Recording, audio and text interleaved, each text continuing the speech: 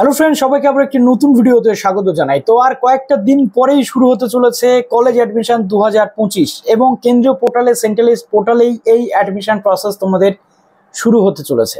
তার আগে college related যে ইনফরমেশন সেগুলো তো অবশ্যই তোমাদের জোগাড় করে রাখা দরকার, কেননা কোনো একটা কলেজে তুমি ভর্তি হবে তার ইনফরমেশন তুমি আগে থেকে জানো না, সেটা অত্যন্ত একটা জঘন্য ব্যাপার। আগে থেকে তোমাকে ইনফরমেশন নিয়ে রাখতে হবে কলেজ অ্যাডমিশনের জন্য, যাতে অ্যাডমিশন প্রক্রিয়া শুরু হলে তুমি বিপদে না পড়ো। তাই আমি তোমাদের সেই দায়িত্বটা নিয়েছি যাতে তোমরা প্রত্যেকটা কলেজের পুঙ্খানুপুঙ্খ তথ্য আগে থেকে জানতে পারো। আজকে থেকে আমরা শুরু করছি কলেজ ওয়াইজ বিভিন্ন ইনফরমেশন শেয়ারিং, যাতে তোমাদের কোনো সমস্যা না হয়। তো চলো আজকে আমরা প্রথম যে কলেজটি নিয়ে ডিসকাস করব সেটা হচ্ছে হলদিয়া গভর্নমেন্ট কলেজ। হলদিয়া গভর্নমেন্ট কলেজ কেন্দ্রীয় পোর্টালের অন্তর্গত একটি কলেজ থাকবে এবং বিদ্যাসাগর ইউনিভার্সিটির অন্তর্গত একটি কলেজ। এই কলেজে যারা ভর্তি হতে চাইছো, হলদিয়াতে অবস্থিত হলদিয়া গভর্নমেন্ট কলেজ, তাদের জন্য কিন্তু আজকের এই ভিডিওটা খুবই ইম্পর্ট্যান্ট। এবং প্রত্যেকটা কলেজেই তোমাদের অ্যাডমিশনের জন্য অ্যাপ্লাই করে রাখতে হবে, কেননা কোন কলেজে তুমি চান্স পাবে তুমি নিজেও জানো না। তো আমরা মোটামুটি একটা ক্লিয়ার আইডিয়া পাওয়ার চেষ্টা করব যে হলদিয়া গভর্নমেন্ট কলেজে চান্স পেতে গেলে কত মার্কসের তোমাদের প্রয়োজন রয়েছে এবং কি টোটাল বিষয়গুলো রয়েছে। তো প্রথমত হলদিয়া গভর্নমেন্ট কলেজে যে সাবজেক্টগুলো আমরা দেখতে পাচ্ছি, দেখো একদম প্রথমে যদি আমরা বাংলা নিয়ে আলোচনা করি, খাতা পেন নিয়ে বসো যাতে তোমাদের সুবিধা হয়। তো যারা নতুন আছো, কলেজ অ্যাডমিশন রিলেটেড সব তথ্য চাও, অবশ্যই চ্যানেলটিকে সাবস্ক্রাইব করে দাও। এসডি টিউটোরিয়াল গাইড তোমাদের সমস্ত রকম ইনফরমেশন প্রোভাইড করবে। প্লিজ ভিডিওটা একটু বন্ধুদের মাঝে শেয়ার করতে ভুলো না। তো ধরো হলদিয়া গভর্নমেন্ট কলেজে রয়েছে এখন কিন্তু অনার্স রয়েছে 4 বছরের আর পাস পেপার রয়েছে 3 বছরের। অনার্সের মধ্যে আবার ভাগ আছে অনার্স উইথ রিসার্চ আর normal honours. Honours with research যদি পড়তে চাও তাহলে 70%-এর কাছাকাছি মার্কস তোমাদের প্রত্যেকটা সেমিস্টারে কন্টিনিউ করতে হবে, তবেই তোমরা অনার্স উইথ রিসার্চ ডিগ্রি পাবে, না হলে নর্মাল অনার্স ডিগ্রি পাবে। আর পাস নিয়ে যারা পড়তে চাইছো তারা তো পাচ্ছ। তো হলদিয়া গভর্নমেন্ট কলেজে বাংলা রয়েছে। বাংলাতে এখানে মোট যে সিটগুলো রয়েছে তোমাদের একটু আমি বলে দিই। হলদিয়া গভর্নমেন্ট কলেজে বাংলাতে টোটাল রয়েছে 62টা সিট, এটা লাস্ট ইয়ার ধরে। ওকে, তো এখানে যারা আনরিজার্ভড বা জেনারেল ক্যাটাগরি 19টা সিট পাচ্ছ, ওবিসি এতে পাচ্ছ তোমরা 11টা সিট, ওবিসি বিতে পাচ্ছ 6টা সিট, এসসিতে পাচ্ছ 7টা সিট, এসটিতে পাচ্ছ 7টা সিট, ইডব্লিউএস এ পাচ্ছ কিন্তু 12টা সিট। ওকে, তো এখানে আমরা বাংলাটা দেখে নিলাম। এবার বাংলার একটু কোর্স ফিসটা যদি আমরা দেখি, মোটামুটি এবার একটু এদিক ওদিক হতে পারে, আগের বার ছিল 6,905 টাকা মতো। ওকে, তো এবার বাংলাতে ভর্তি হতে গেলে যোগ্যতা কি কি লাগবে? মূলত বাংলার ক্ষেত্রে হলদিয়া গভর্নমেন্ট কলেজ যেটা চাইছে, বাংলাতে অবশ্যই পাস থাকতে হবে, 50% মার্কস নিয়ে বাংলাতে পাস করে থাকতে হবে। ওকে, 2022, 23 এবং 24 এবং 25-এর ক্যান্ডিডেট এখানে চান্স পাবে, অর্থাৎ 4 বছরের ক্যান্ডিডেটরা এখানে চান্স পাবে। কোন সাল থেকে কোন সাল আর যেন কোনো সাবজেক্টে ভুল না হয়, 2022-এর ক্যান্ডিডেটরা, 23-এর ক্যান্ডিডেটরা, 24-এর ক্যান্ডিডেটরা আর 25-এর ক্যান্ডিডেটরা এই কলেজে ভর্তির জন্য সুযোগ পাবে। বেস্ট অফ 4 সাবজেক্ট নিয়ে এখানে কিন্তু অ্যাডমিশন করা হয়, অর্থাৎ টপ 4 সাবজেক্ট, 5টা বা 6টা সাবজেক্টের মধ্যে টপ 4 সাবজেক্টে বেস্ট অফ 4-এর যে মার্কসটা থাকবে তার সাথে অনার্স মিলিয়ে এখানে তোমরা ভর্তি হতে পারবে। ওকে, এবং এখানে যেটা বলা হচ্ছে যে 4টে subject including minimum 1 language subject excluding, ঠিক আছে, অর্থাৎ এনভায়রনমেন্টাল স্টাডিজ বা এনভায়রনমেন্টাল এডুকেশন কিন্তু এর মধ্যে আসবে না, এক্সক্লুডিং থাকবে। এবং এখানে পাস তোমাদের করে থাকতে 45% পেয়ে যারা আসছো, ইনক্লুডিং মিনিমাম 1 ল্যাঙ্গুয়েজ সাবজেক্ট, তাদের জন্য কিন্তু সুবিধা রয়েছে। ইন্ডেক্স রুল যেটা টপ 4 সাবজেক্ট তার পার্সেন্টেজ অফ মার্কস এবং ল্যাঙ্গুয়েজ সাবজেক্ট এখানে কিন্তু দেখা হবে, এবং percentage of mark of Bengali. Okay, এডুকেশনের টোটাল সিট আমরা দেখতে পাচ্ছি 55টা রয়েছে, এসসি এসটি জেনারেল সব কিছু মিলিয়ে। কোর্স ফিজ এডুকেশন আমরা দেখতে পাচ্ছি 6,905 সেম রয়েছে।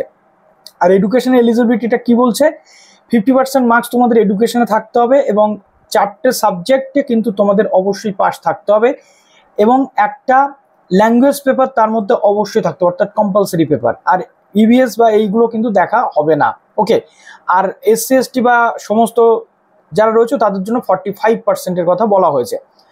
তারপরে আমরা যদি দেখি সিট ম্যাট্রিক্স, এবার আসছে ইংলিশ অনার্সের জন্য টোটাল তোমরা পাচ্ছ 47 সিট পাচ্ছ হলদিয়া গভর্নমেন্ট কলেজে, ঠিক আছে। কোর্স ফিজ ইংলিশে সেই 6,905 8টা সেমিস্টারে, ঠিক আছে।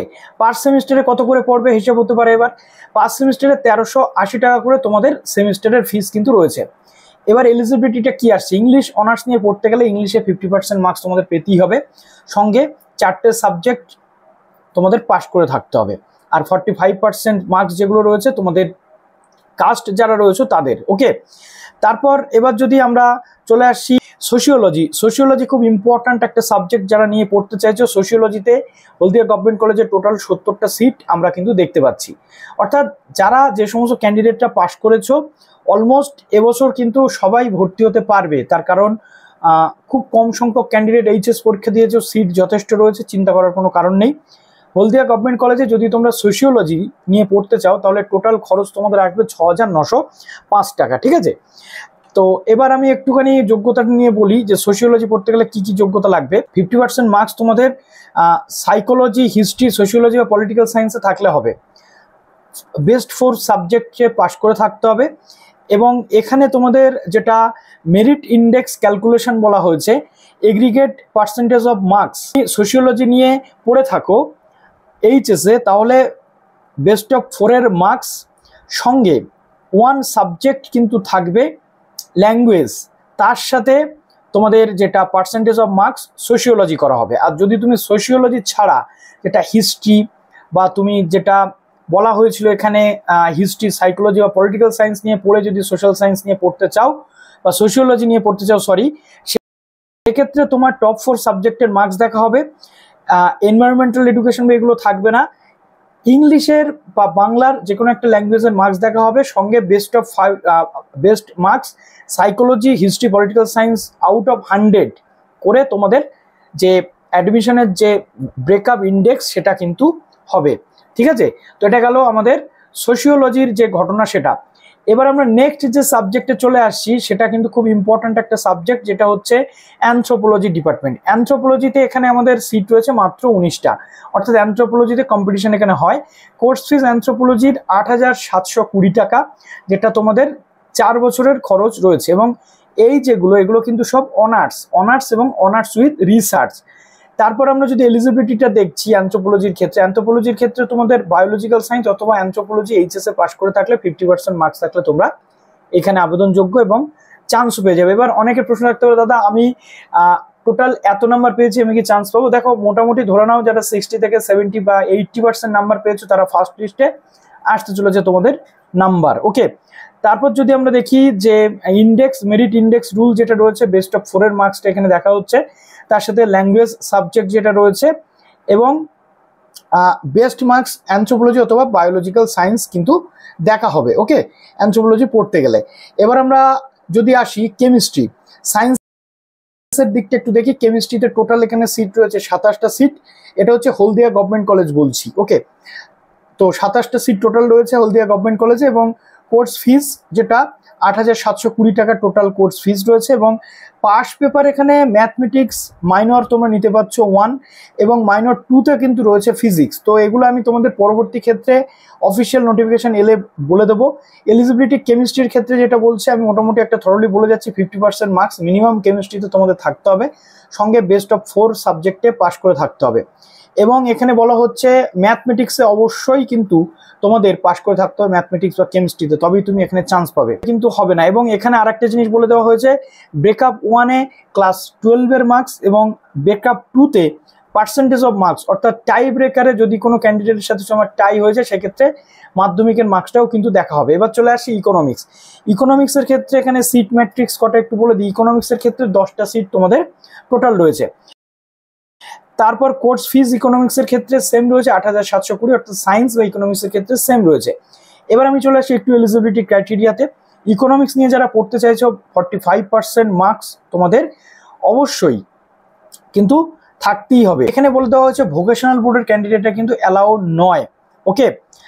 এখানে তোমাদের ম্যাথমেটিক্সে অথবা ইকোনমিক্সে 45% মার্কস থাকতে হবে, 45% মার্কস থাকতে হবে টপ 4 সাবজেক্টে।